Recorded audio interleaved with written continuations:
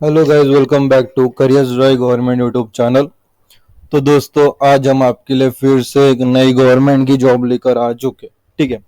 तो आज की जो जॉब है वो Indian air force group Y recruitment 2024 notification out. ठीक है।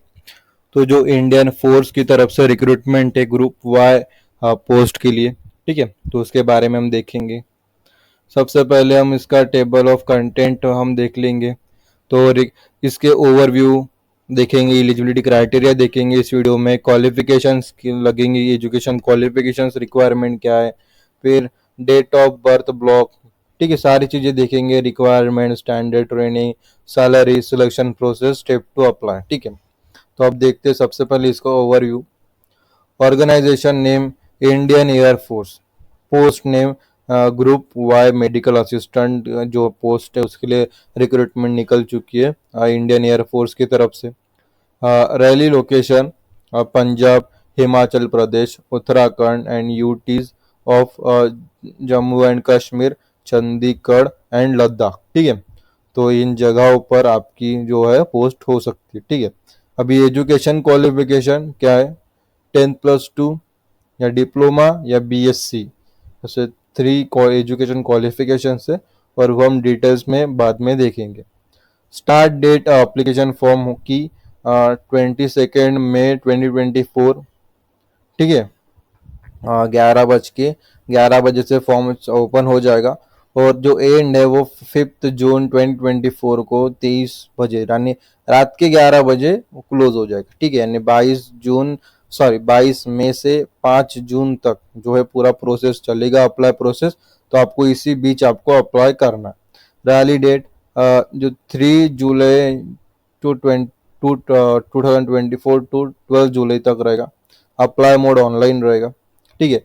अभी एलिजिबिलिटी क्राइटेरिया देख लेते हैं। Education qualification, Indian air force recruitment 2024 eligibility criteria, education qualification. तो सबसे पहले फर्स्ट पॉइंट है, candidate need to pass the 10+2 यानी 12th intermediate and equivalent examination with the physics, chemistry, biology and English from recognized board with at least 50% aggregate and 50% in English.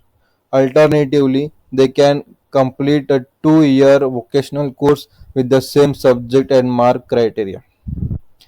ठीक है। तो आपको यहाँ पे बस 12th एग्जामिनेशन है वो पास करनी होगी, और आपके 12th में जो सब्जेक्ट है वो physics, chemistry, biology and English compulsory होना चाहिए। कोई कोई क्या करते हैं, एक सब्जेक्ट ड्रॉप दो, बैक ड्रॉप करके दूसरा सब्जेक्ट ले लेते, जैसे बायोलॉजी छोड़ के कंप्यूटर साइंस, इलेक्ट्रॉनिक्स ले लेते हैं, मैथ्स छोड़ के आईटी आईटी ले लेते हैं। तो ऐसा नहीं होना चाहिए। बस फिजिक्स, केमिस्ट्री, बायोलॉजी और इंग्लिश, ये 4 सब्जेक्ट्स आपके 12th एग्जामिनेशन में, 12th बोर्ड में कंपलसरीली होने चाहिए। ठीक है। और आपकी जो पासिंग मार्क्स है वो 50% मिनिमम होनी चाहिए। पासिंग यानी परसेंटेज है इस जॉब के लिए 12th में 50% मिनिमम होनी चाहिए। अभी अगर ये देखो, ये जो 4 सब्जेक्ट है, physics, chemistry, biology and English, अगर इनमें से कोई अवेलेबल नहीं होगा आपके लिए, पर आपने इसके अलावा 2 ईयर का वोकेशनल कोर्स किया है इनमें से, इन सब्जेक्ट्स में, ठीक है, विद तुम 50% एग्रीगेट के साथ, तो आप भी इसके लिए एलिजिबल हो। ठीक है। बस ये 4 सब्जेक्ट आपको आनी चाहिए। अभी जो सेकेंड पॉइंट है, B section, candidate with diploma BSc in pharmacy should have passed 10+2 intermediate equivalent examination with physics, chemistry, biology and English with a minimum of a 50% aggregate and 50% in English. Additionally, a diploma BSc in pharmacy with at least 50% aggregate and valid registration from the State Pharmacy Council or Pharmacy Council of India, ठीक है, PCI is required at the time of enrolment.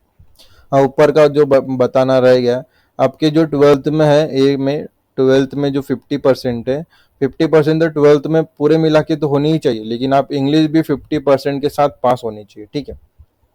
अभी second point में भी वही है criteria, बस आपको यहाँ पे डिप्लोमा बीएससी अगर आपने फार्मेसी में किया है तो भी आप इसके लिए एलिजिबल है। ठीक है। एक नेक्स्ट स्टेप, अभी और फार्मेसी के साथ अगर आपने किया है तो आपके पास जो परमिशन है स्टेट फार्मेसी का, ठीक है, वैलिड रजिस्ट्रेशन होना चाहिए फार्मेसी काउंसिल या फार्मेसी काउंसिल ऑफ इंडिया, या स्टेट फार्मेसी काउंसिल से ले लो या इंडियन नेशनल फार्मेसी से ले लो, ठीक है, इंडियन फार्मेसी काउंसिल से वो होना चाहिए। एनरोलमेंट होगा तो आपको वहाँ पे रिक्वायर्ड होगा, ठीक है।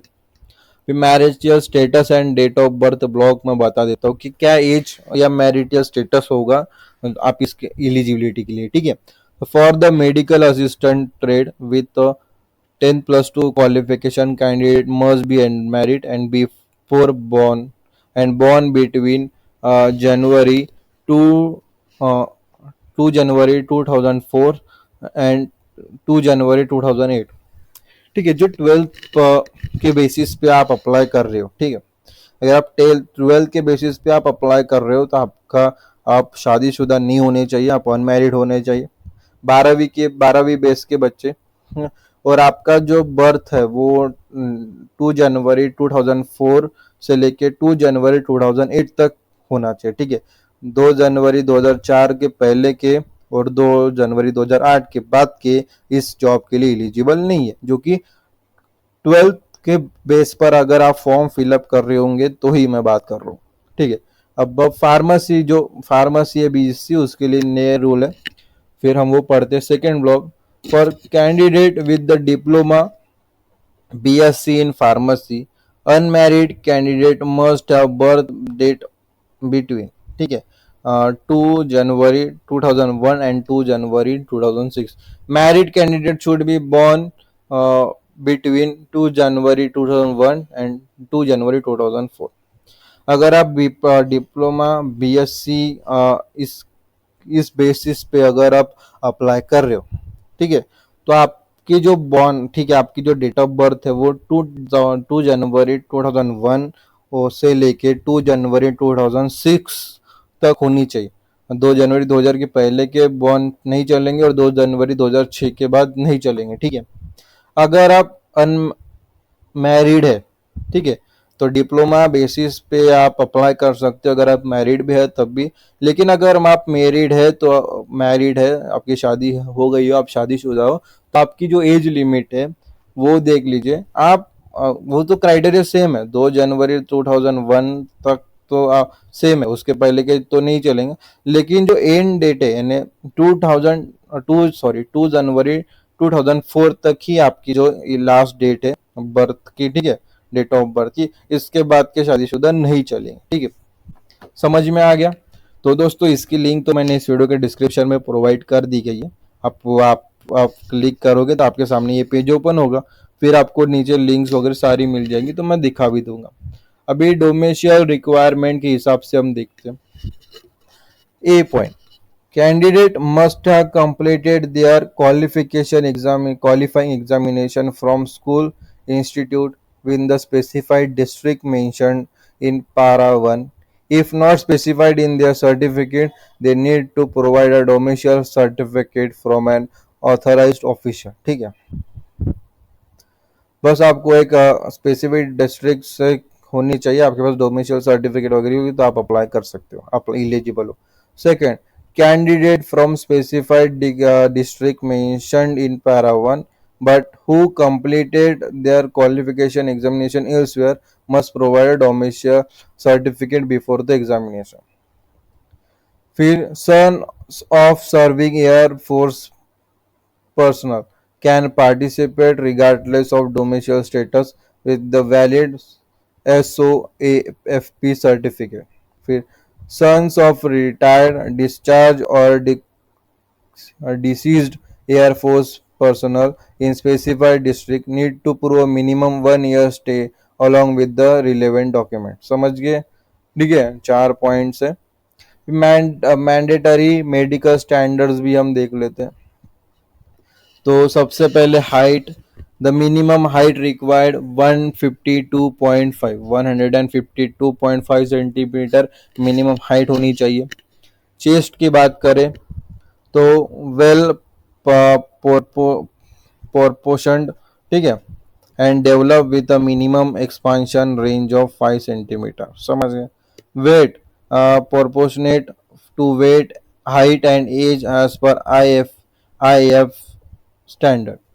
फिर hearing, normal hearing ability, able to hear a forced whisper from a distance of 6 metre by each ear separately. ठीक है, 6 मीटर से आपको अच्छी तरीके से सुना आना चाहिए. Dental, health gums, healthy gums, a good set of teeth and a minimum of 17 dental points. ठीक है. F point, visual standards. Dental समझ में आ गया. अभी visual standard, visual acuity of 6/36 in each eye each eye. ठीक है. Correctable to 6/9 in each eye with a refractive error not existing plus 3.50 D. ठीक है, नॉट एग्जिस्टिंग होना चाहिए plus 3.50 D, including astigmatism, colour vision should be CP3. Corneal surgeries like LASIK RK PRK are not acceptable. ठीक है, आपकी अगर surgeries वगैरह हो गई होगी LA लसिक RK PRK तो आप नॉट अप्लीकेबल होंगे. आखिरी point, general health. Candidate should be of normal anatomy within any loss of appendage. They should be free from any medical, surgical or communicable disease, infection and skin ailment. Candidate must be physically and mentally fit to perform duties in any climate and terrain. आप बस इतने fit होने चाहिए अच्छी तरीके से कि आपको किसी भी इन्वायरमेंट में, ठीक है, किसी भी परिस्थिति में आपको तैयार रहने की क्षमता होनी चाहिए. ठीक है, अभी हम ट्रेनिंग देख लेते हैं. Indian air force recruitment 2024 training.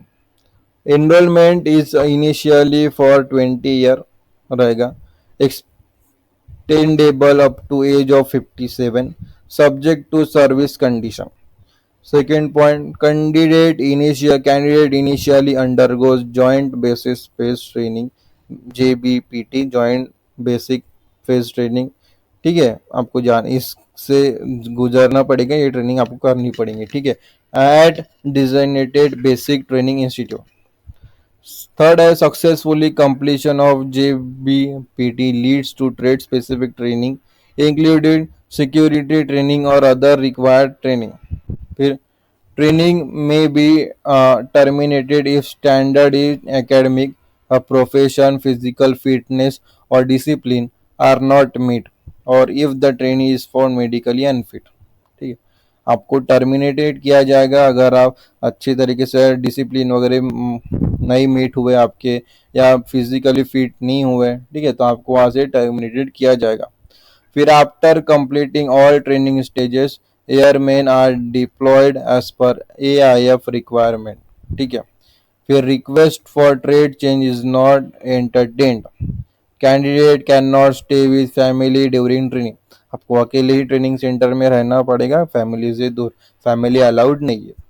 Unmarried candidates are not allowed to marry until the completing their AIF initiate training. जब तक AB इनिशिएटिव ट्रेनिंग जब चलेंगे तब तक आपको शादी करने की परमिशन नहीं है. ठीक है, अलाउड नहीं किया जाएगा. ट्रेनिंग हो जाएंगे फिर आप शादी कर सकते हैं. Indian air force recruitment 2024 salary. Salary discuss कर लेते भाई. A stipend of ₹14,600 per month is paid during training. Training में जब तक रहोगे तो पर मंथ 14,600 स्टाइपेंड मिलेगा. Second, upon completion of training, the starting gross emolument at the minimum scale of pay including military service pay MSP जिसे हम कहते हैं military servicing pay is ₹26,900 per month मिलेगा. फिर dearness allowance and other allowance such as transport allowance, composition, personal maintenance allowance जिसे हम CPMA कहते हैं, leave ratio allowance LRA, children education allowance. ठीक है, and HRA are provided as per relevant government instruction. ठीक है, वो उसके ऊपर मिलेंगे. फिर airmen can pursue higher education qualification after acquiring the prescribed skill grade and year of service as stated in the human resource policy. ठीक है, फिर पर्क भी आपको मिलेंगे such as ration, clothing, medical facilities, accommodation, CSD facility, leave 60 days annually and 30 days casual in calendar year. ठीक है, recreational facilities, transport और for schooling going children and leave travel concession and provided as per existing rule.